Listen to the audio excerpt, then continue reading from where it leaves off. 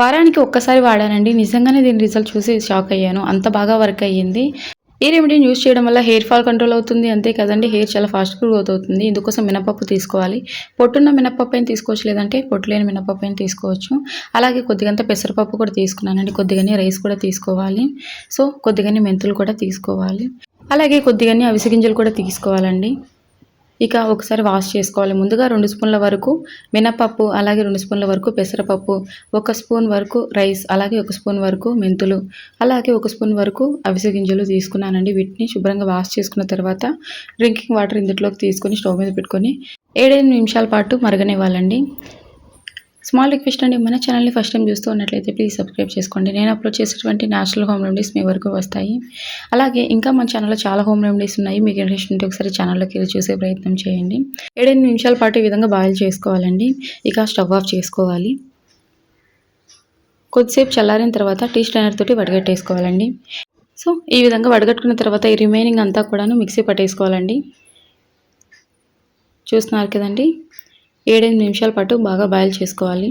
Mixie పట్టుకునేటప్పుడు ఈ లిక్విడ్ని అందులో కొద్దిగంత add చేసుకొని ప్యాక్ రెడీ చేసుకోవాలండి.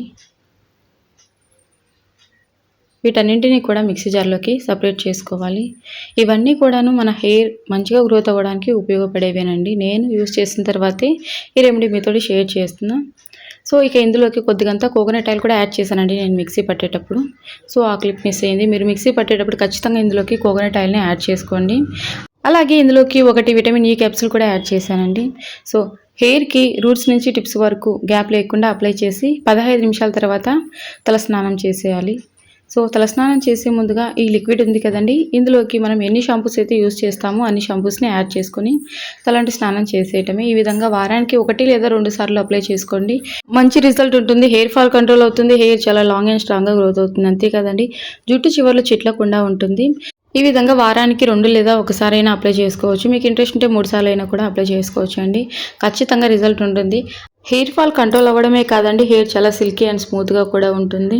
తలస్నానం చేశాక పూర్తిగా ఆరిపోకముందు, అంటే ఒక 10% తడిగా ఉన్నప్పుడు సిరం అప్లై చేసుకోవాలండి. సో ముందు రోజు రాత్రి 1 స్పూన్ వరకు రోజ్మెరీ లీవ్స్ని నీటిలో నానబెట్టి ఉంచేసేయండి. మీ వద్ద రోజ్మెరీ లీవ్స్ అందుబాటుగా లేకపోతే మెంతులు కూడా నానబెట్టవచ్చండి. ఇక మరుసటి రోజు మనం రెడీ చేసుకున్నటువంటి ప్యాక్ అప్లై చేసి తర్వాత తలస్నానం చేశాక కాస్త తడిగా ఉందన్నప్పుడు ఈ సిరంని హెయిర్కి అప్లై చేసుకోవాలండి. తలస్నానం చేశాక జుట్టు కాస్త తడిగా ఉన్నప్పుడు ఈ సిరంని హెయిర్కి స్ప్రే చేసేయండి. ఎంత పలుచగా ఉన్నటువంటి జుట్టైనా చాలా ఒత్తుగా పెరుగుతుందండి. ఈ రెమెడీని ఆడవాళ్ళు మగవాళ్ళు ఎవరైనా యూజ్ చేయొచ్చండి, చిన్నపిల్లల నుంచి. మరిన్ని యూస్ఫుల్ వీడియోస్ కోసం ప్లీజ్ మన ఛానల్ని సబ్స్క్రైబ్ చేసుకోండి. అలాగే లైక్ ఇచ్చేసేయండి. Thank you for watching.